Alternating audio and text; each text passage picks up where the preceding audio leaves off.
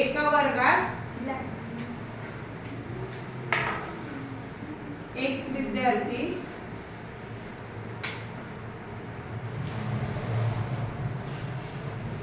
आहेत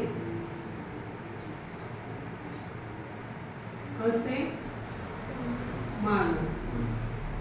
ठीक आहे. काय सांगितलं, एका वर्गात जितके विद्यार्थी आहेत तितकी प्रत्येक आपण वर्गणी गोळा केली. मग x विद्यार्थी आहे, मग त्यांच्याकडून वर्गणी पण किती गोळा केली असणार, xच.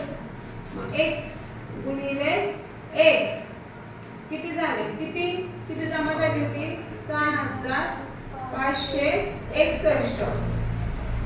x गुणिले x किती झालं, x वर्ग 6561. मग आता आपल्याला काय करायचं, जमा झाली असल्यास वर्गातील विद्यार्थ्यांची संख्या किती. मग आपल्याला वर्गातील विद्यार्थ्यांची संख्या काढायची. काय करायचं, ह्याचं वर्गमूळ 6561. x बरोबर काय झाले 81.